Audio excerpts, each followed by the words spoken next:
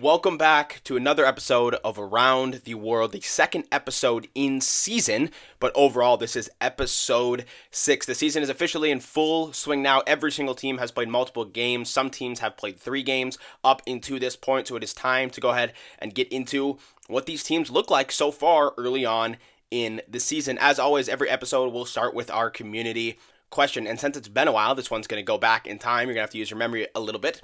What is your favorite debut performance? Obviously, you had players like Paul George, even though he didn't play. Paul George, Klay Thompson, Chris Paul, Russell Westbrook that moved to different teams. So what is your favorite debut performance from someone on a new team? Mine was Klay Thompson, I believe 22 points in that opening night game, or their opening night game against the San Antonio Spurs. The spacing looked incredible. I'll get more into that later when we talk about the Dallas Mavericks, Luka Doncic's MVP campaign, and of course, Klay Thompson. But what you guys are really here for is the title of the episode, and that is, should these teams be panicking? We'll talk about 5 teams I have that are either yes, maybe they should slightly panic, or no, not at all. And then we have our usual weekly notes just to make sure we get into a lot of teams here. Starting with our first team, we've got 2 teams that I said they should be panicking. And the first team I think that should be panicking at least a little bit is the Denver Nuggets. Started out getting absolutely bullied by the OKC Thunder. The OKC Thunder absolutely mopped the floor with them. It wasn't even close. I believe it was a 20-30 point game. And then they go on and lose to the Clippers. Jokic plays phenomenal, but his body language was absolutely awful. I mean, he looked bad. Like, not from a playing standpoint, of course. Jokic, dropped a 40-point game. Like, he looked great from a playing standpoint. But his body language did not look good. He looked visibly upset. Westbrook has had an ugly, ugly start. And I talked about that when this initially happened. When the Westbrook trade initially happened, I said, this could either work out perfectly with the bench, or it could be ugly, and so far, it looks ugly. An 0-2 start for the Denver Nuggets, not the worst thing in the world considering who they've played, although I do think a team like the Clippers, they should be beating comfortably. I don't really think that should be much of a game there. But just nobody has really found it outside of Jokic. Jokic, like I said, had that 40-point game, but the Nuggets without Jokic on the court are awful. I can't remember the exact plus minus or the net rating and that sort of stuff, but it was bad. It was not good at all. And yes, you do, like the Clippers game, you're going to have games where you lose to teams worse than you. Like Norman Powell went ballistic that game, almost had 40 points. That's just going to happen to you sometimes. But a team like the Nuggets, who we expect to be a contender, at least at this point in the season, should not be a Norman Powell 35-point game or whatever it was, should not be the determining factor in a game against a team like the Clippers, who no longer have Kawhi, no longer have Paul George. So I think it is, like I said, it's only been 2 games. I very well could have put them in slightly, but we're overreacting. It's the first week of the season. That's just part of the game. And I think they should definitely be a little worried right now and should be panicking early on in this season. The next team that I said should be panicking, and I didn't even realize they lost yesterday, and that is the Milwaukee Bucks. What the hell happened to them? They won on opening night, although it wasn't the prettiest thing of all time. They played the Sixers without Embiid and Paul George, and it wasn't perfect, but they got the job done. And then you go, okay, well, they play Chicago and Brooklyn back-to-back. They're still going to be 3-0, even if they get off to a slow start. They're 1-2.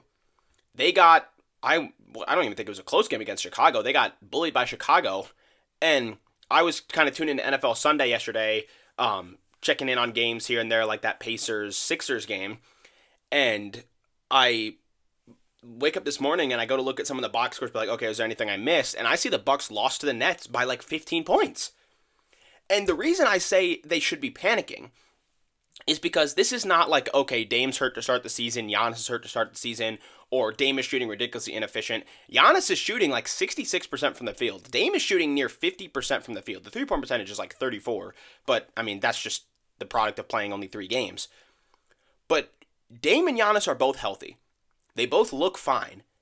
And they're still losing to teams that we expect to be bottom 5 out east. As an Eastern Conference team, especially against the Bulls, who you're going to play a lot of times because they're in your division, you need to rack up those wins. The reason teams like the Celtics racked up so many wins last year versus a team like the Thunder or Nuggets, who you could say was comparable to them, was because they played in the East and they always took advantage of those games. The Celtics just beat the Wizards and the Pistons. They didn't play phenomenal, but they got the job done. That's what I expected from the Bucks here. The Bucks did not do that, and I understand Chris Middleton is out and he's going to return, and I'm sure they're going to look much better with him. But you have to take advantage because guys like Dame and Giannis have not proven that they can have a fully healthy season over the course of the last couple years. So you want to be able to say, okay, we're 20-10, we're looking pretty good so far, and we can get away with, a Giannis being hurt for a night or having to take a night off on a back-to-back. Or we can afford Dame the same thing. This already is looking like they might not be able to do that. I thought the series against the Pacers last year was a little bit of a fluke. This is a real ugly start, and I put them. This is my number one team on the panic meter right now. You guys should be 3-0 right now. Philly game, I was like, okay, it's ugly, but they got it done. I expected more out of them. This is a scary start. Maybe they'll figure it out. Obviously, Giannis and Dame didn't work out in the offseason, but I would definitely have my finger right over that panic button right now if I was a Bucks fan. Next two teams we have as slightly panicking, so you don't have to actually, hit the panic button just yet, and I'll explain why for both of them. They're both 1-2, and the first team that is 1-2 is the 76ers.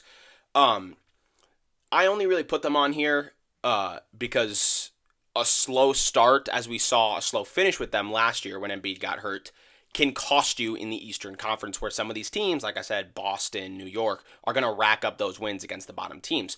So even though you don't have Embiid, don't have Paul George, losing to the Raptors like that, not a good look.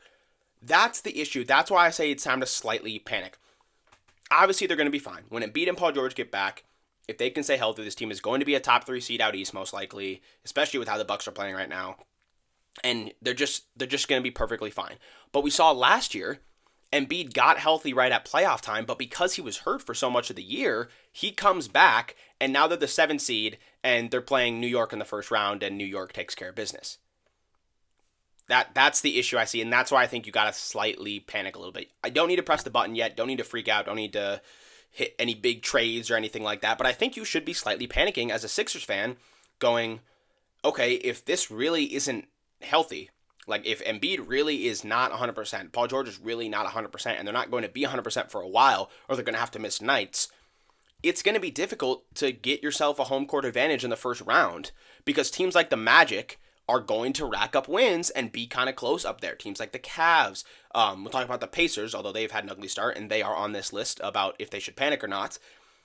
Those teams are going to start to rack up wins, work their way to the top of the conference, and create a separation where you get to the point where, sure, Embiid, Paul George are both healthy, 50, 60 games into the season, 100% healthy, and now those teams have already created a 5-6 game gap, and that's hard to make up against some of those really good teams who just aren't going to fumble those games against bottom feeders. So I would say slightly concerned. If Embiid and Paul George were healthy, I would certainly say be really concerned. But they did pick up a win against the Pacers last night, and the Pacers are the other team that I put down as a slightly panic.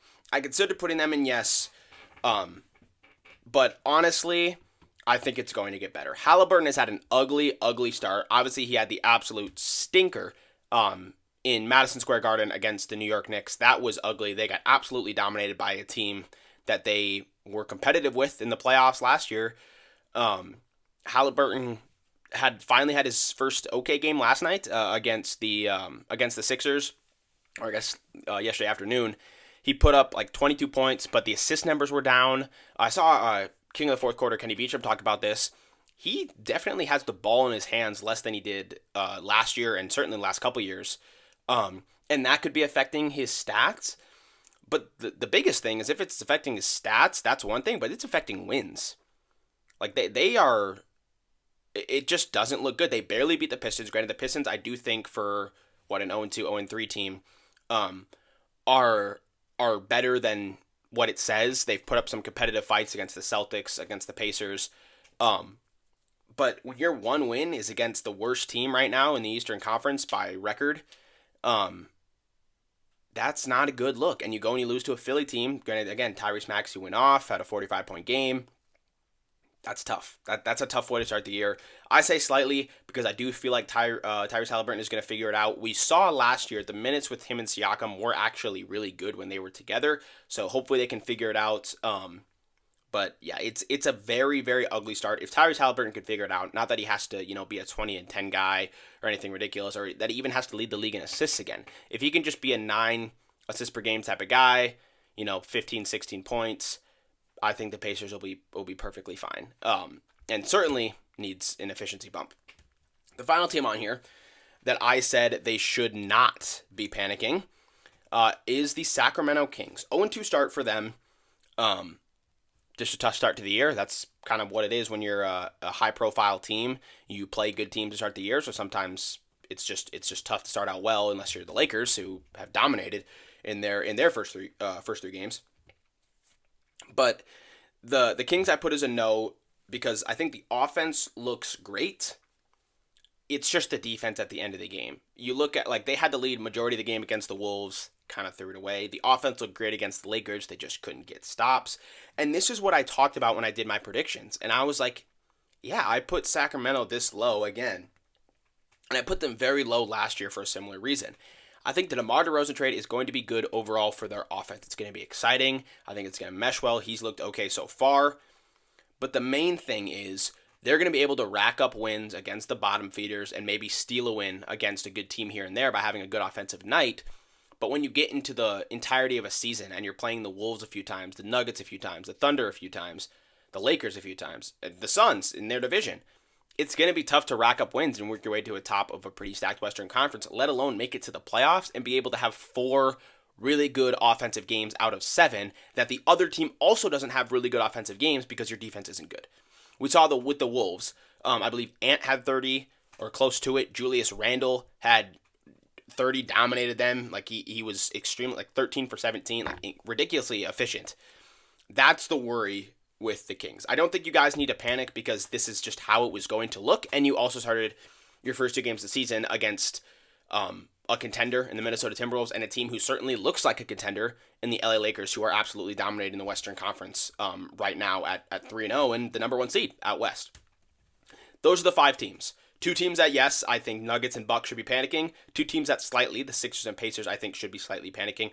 And the 1 team I say should not be panicking at all is the Sacramento Kings. Now we are on to our weekly notes. We got a few topics I want to touch on here, some a little bit more in depth, some just nice and quick that I want to mention, especially for these bottom feeder teams, as you'll see. First thing I want to talk about is the injury stuff with Kawhi Leonard. If you have not heard about this, I made a TikTok on it, but I will tell you a little more about it right now.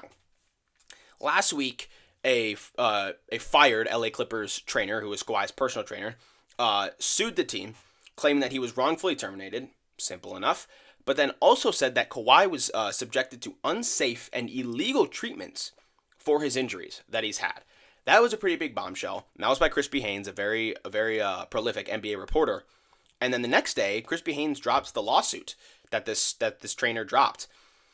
He not only mentioned some pretty crazy stuff about Kawhi's injuries, he also said that they tampered with Kawhi years before signing him. If this is true, the Clippers are going to get fined pretty heavily. They're going to lose draft picks because Kawhi was a massive, massive free agent that year after the Raptors. That was a big deal when he left. So if they get caught to be tampering for that big of a star who just came off a Finals MVP run, being talked about as the best player in the world, if you lose this case and get found guilty of tampering, there could be some serious consequences coming for the Clippers.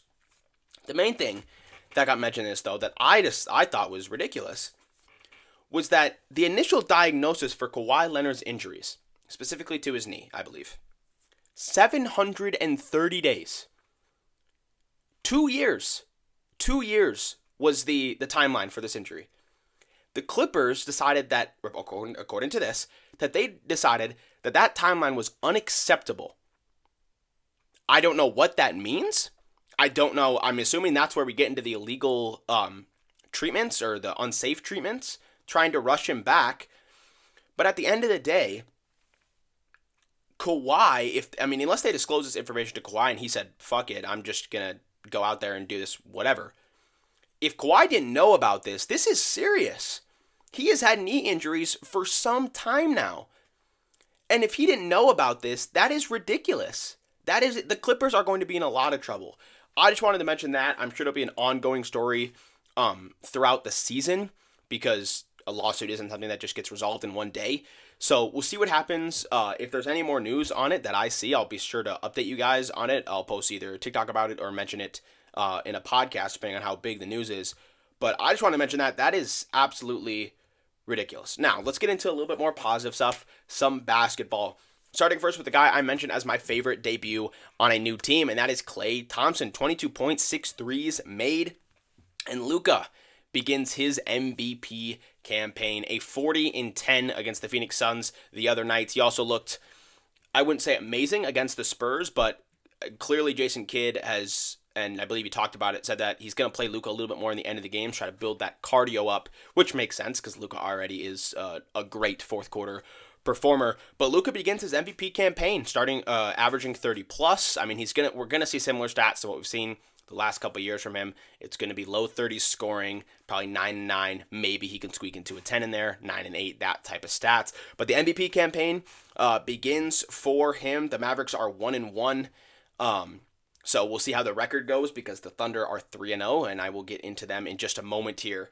And Shea certainly looks the part of what an MVP would be as well. But the Mavericks, I'm really excited for them.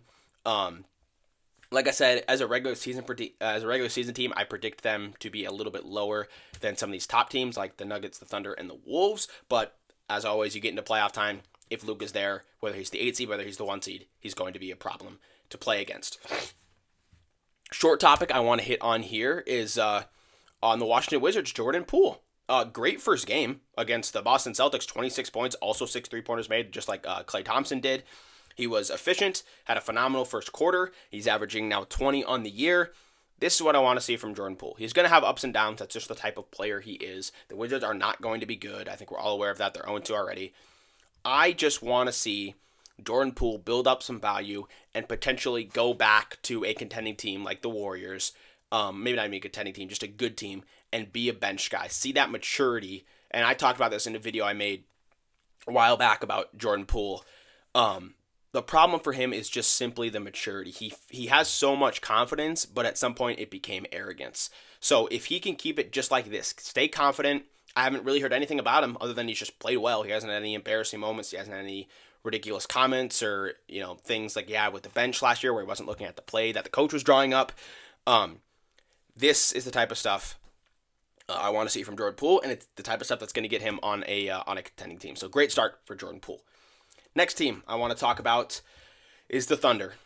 3-0, absolutely mopping the floor. They just destroyed the Hawks the other night. They absolutely beat down on the Nuggets, as we talked about. Shea looked dominant. Chet looks like he's really taken a leap. I'm excited to see how that goes for his future because I feel like he was, of the big three, if you want to call it that, with Chet, J-Dub, and Shea, I feel like Chet was the worst of the three, and he looks much better now. He played all 82 games last year. I would love to see him play all 82 again. He just looks great. He's a phenomenal young player. This team is going to be so good for so long, and Shea's MVP campaign is going to be helped by them being this dominant. If they go out there and win 60-plus games in this Western Conference, and Shea averages maybe slightly less than what Luka averages, Shea's likely going to get the bump just simply because they dominated such a stacked conference. I'm very excited for how the Thunder look this year. It sucks that a team that I like so much has to be in the same conference as my team because that means very likely at some point we might have to meet in the playoffs. And not only am I just scared of seeing the Thunder in the playoffs, I also I want to cheer for them. So it would suck if I have to see them against my Wolves. Very excited for the Thunder, though, and I want to get into now a little bit of the Kings and the Wolves, mostly the Wolves. I want to give a shout-out to Malik Monk. His Sixth Man of the Year campaign begins. As I said, I did not pick him as my winner or my runner-up this year. The winner went to Naz Reid, who we'll talk about in a moment, but he does look really solid off the bench. I was a little worried about his role being diminished now that they added DeMar DeRozan. I was like, he's really not going to get minutes by himself, but that hasn't held him back at all. He's still averaging, I believe, like 15 points to start out the year. He's looked nice. He's looked good. He's exactly what the Kings need. An offensive team, how can you not want an offensive base six man? And Monk brings that. The other guy whose Sixth Man of the Year campaign started is Naz Reid. And against the Kings, he looked phenomenal. In those high-scoring games, that's where Naz Reid takes advantage. The Wolves have players who just play better in certain situations. Rudy always plays good against the bad teams. Like, every time it's like we play, for example, the Raptors the other night, Ant will kind of play not great.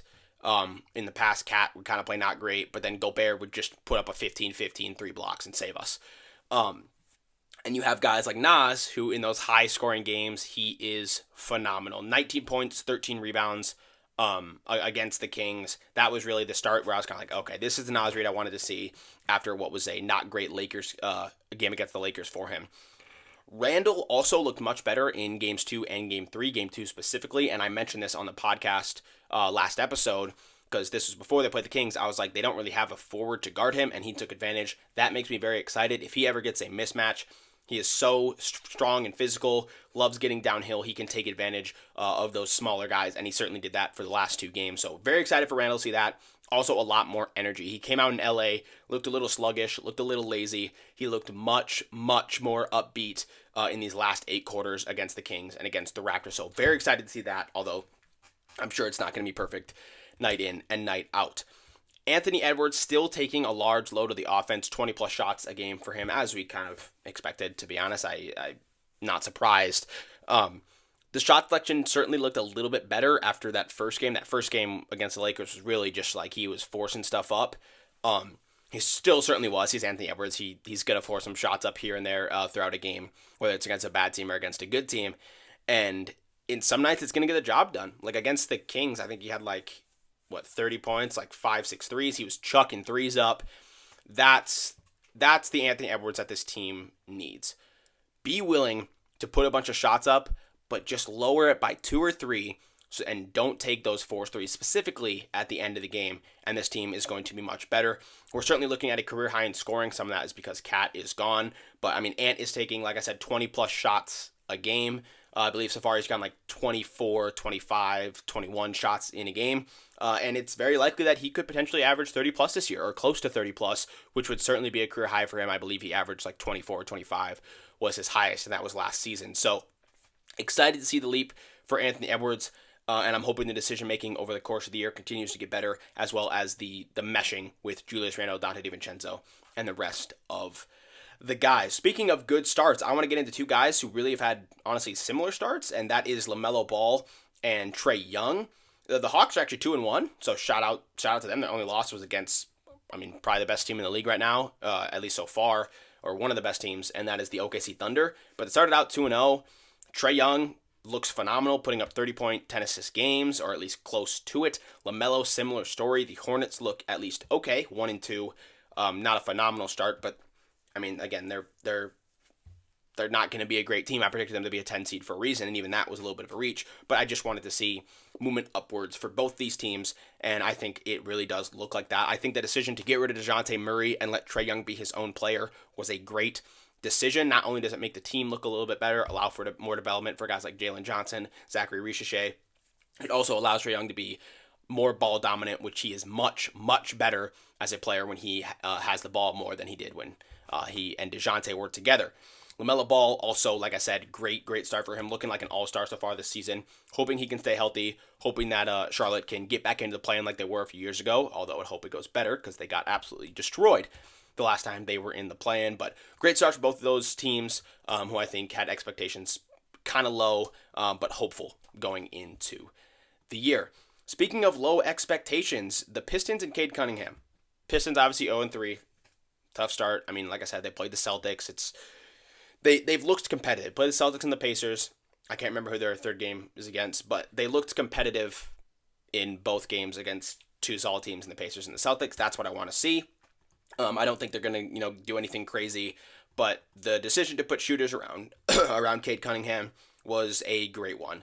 I mentioned this pretty much all off-season long, all my episodes that I talked about the Pistons.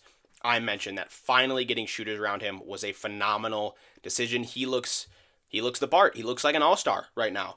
The shooters allow him to play a little bit more one-on-one and not have the fear of, well, I can't kick out, or if he does kick out, I'm not going to be able to get a shot off. And even they haven't even started great. Tobias Harris has not looked good so far in a Pistons uniform. So still lots of room for improvement, but the shooters around him is looking like a great decision. And even if it's not a great year for the Pistons as a team, which I don't expect it to be, I think they can have some movement in a positive direction with a guy like Cade Cunningham being a potential all-star.